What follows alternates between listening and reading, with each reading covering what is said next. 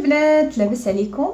اليوم ان شاء الله الفكره ديال اليوم غادي نستعملوا هذا الورق الحمام، واحد الديكور زوين بزاف. اكيد ان شاء الله غادي يعجبكم. واحد الطريقه بسيطه بزاف وسهله.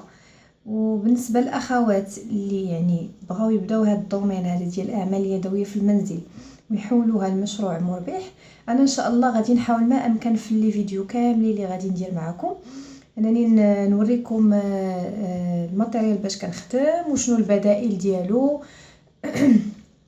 مثلا الا بغيتو تخدموا شي ديكور وما عندكمش المواد الاساسيه كيفاش ديروا البديل. المهم ان شاء الله غادي نبداو بهذا الديكور. هذا هو الاول. غادي نحتاجوا الورق الحمام.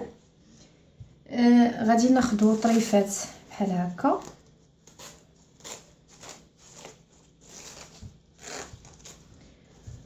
ناخذوا طريفات بحال هكا وغادي نشكلوهم على شكل كرات بهذا الشكل هذا.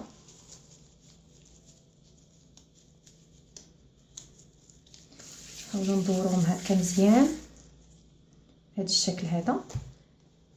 ممكن ديروهم قد بعضياتهم وممكن ديروهم وحده صغر من الاخرى، الاحجام مختلفه ماشي مشكل، على حسب الشكل اللي بغيتو.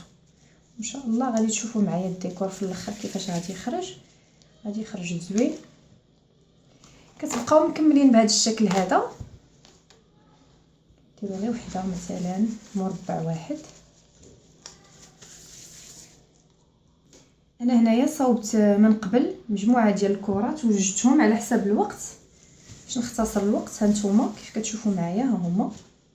هنا غادي نحتاج واحد الفاز. انا عندي هذا الفاز مهرس وكنت غادي نصبغه صراحه سامبل، ولكن متهرس ليا بحال هكا فكرت باش ندير ليه هذه الفكره هذه. بالنسبه للاخوات اللي ما عندهمش بحال هذا الفاز هذا ممكن يستعملوا راه هذه الفكره هذه غتجي زوينه في هذا الفاز. ممكن تجي حتى في هذا لي بو هادو ديال الغرس حتى هما كتجي زوينه. ممكن تستعملوا مثلا غير بحال هذا ديال اوني حتى هو وديروا فيه الورد غادي يجي زوين. يعني ممكن تستعملوا اي فاز عندكم في الدار، ولا مثلا غير شي قرعه ديال الزاج الا بانت لكم زوينه فممكن تستعملوا هذا الديكور. غادي نحتاجوا شويه ديال الكولا. غادي نبداو على بركه الله البنات. هنا جبت شويه ديال الكولا بيضاء. غادي نبداو ان شاء الله نوضعوا كل كره. نحاولوا هذا لتحت هذا اللي مشدود هكا هو اللي نديروه لتحت، والكره اللي مقاده البلاصه اللي مقاده من الفوق نخليوها في الجهه العلويه. كنغمسوا شويه هاد الكويرات ونوضعوهم بهذا الشكل هذا.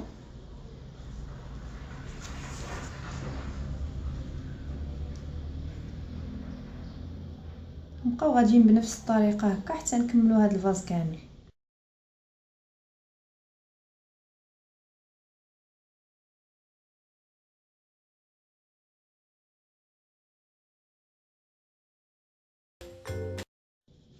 بالنسبه للبنات اللي ما عندهمش هاد الكولا بيضاء ممكن يستعملوا الكولا ديال البيستولي، ولا يستعملوا حتى الا كاينه عندهم. بالنسبه لهادو البدائل اللي ممكن تستعملوهم الا ما عندكمش كولا بيضاء.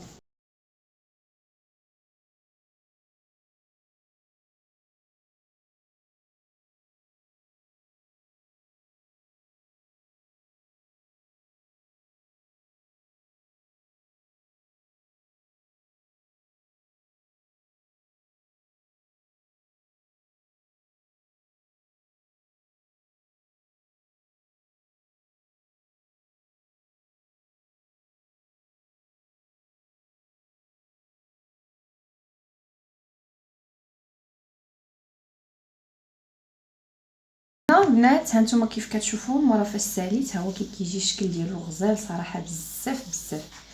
هذا دابا راه مثلا ممكن تصبغوه غير بالبيض، ترشوا عليه واحد شي شويه ديال البريو بيض غادي يجي واعر. ولكن انا دابا غادي نصبغو بالكحل وغادي ندير ليه الباتيناج في الذهبي. المهم غادي تشوفوا معايا ان شاء الله الطريقه. غير كيف كتشوفوا راه كيجي واعر الشكل ديالو هانتوما.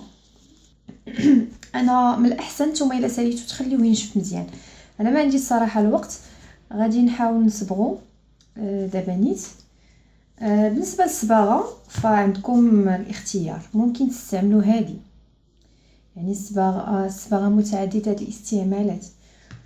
ممكن كتباع عند الناس اللي كيبيعوا المواد ديال الصباغه على الزاج وسميتو. غير هذه كتبقى واحد شويه غاليه في اللون الاسود. ممكن تستعملوا هذه اللي كتكون رخيصه صراحه. هذه حسن بالنسبه لاخواتي يعني المبتدئات. هذه رخيصه كدير كنظن شي 6 دراهم وكتكفي العلبه ديالها. ولا ممكن تستعملوا لا بوم كاع كتجي احسن في الاستعمال. غير انا ما عنديش دابا، ما متوفراش عندي دابا. ان شاء الله غادي نبداو، غادي نصبغوا بهذا اللون الاسود.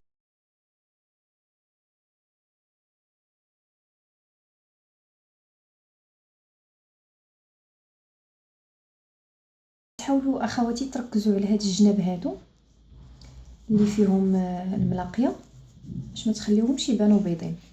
حاولوا تركزوا عليهم بالصباغه مزيان، يتصبغوا مزيان بهذا الشكل هذا. بالطريقه هذه دخلوا الشتاء مزيان في هذوك الجناب باش يتصبغوا مزيان.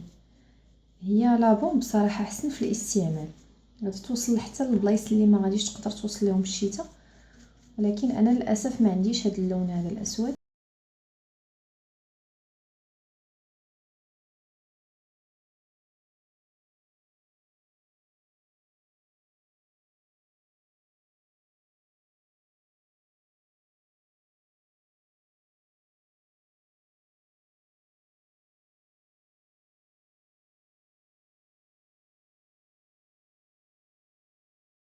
تقريبا ساليتو، ها هو جا على هذا الشكل هذا.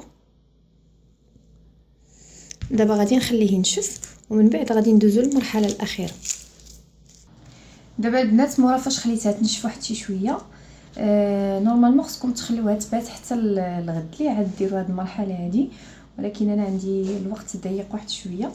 غادي نوريكم ان شاء الله المرحله الاخيره. غادي نحتاجوا واحد البونجا تكون مقطعه بهذا الشكل هذا يعني بشكل عشوائي.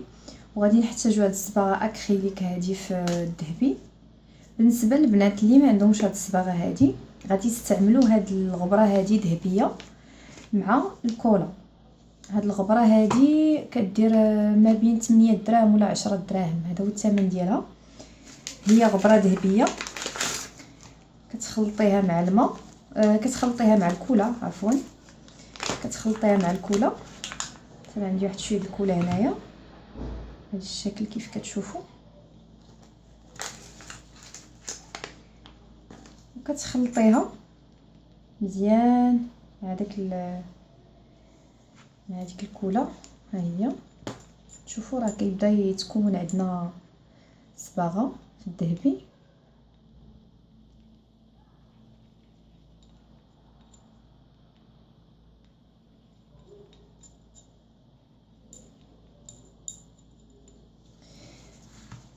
ودابا غادي نبدا بالبلايص اللي ناشفين. نحتاجو هاد الصباغه هذه. انا غادي نخلطهم بجوج حيت هذا عندي ذهبي هنا صفر وهذا ذهبي نحاسي. غادي نخلطهم غيعطيو لون زوين. البنات اللي ما عندهمش ممكن يستعملوا حتى الصباغه ديال الظفار لون ذهبي، راه غادي تجي زوين. ولا فضي، فضي حتى هو راه كيجي زوين.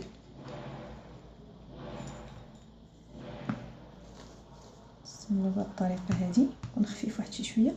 كتبداو باتينيو يعني غير كتمسوا بهذا الشكل هذا، يعني ما كتعمروش بزاف، غير كتمسوا. نتوما هاد البلاصه عمرتها بزاف بصحه. بحال الشكل ديال الباتيناج. حتى الفضي كيعطي شكل زوين بزاف.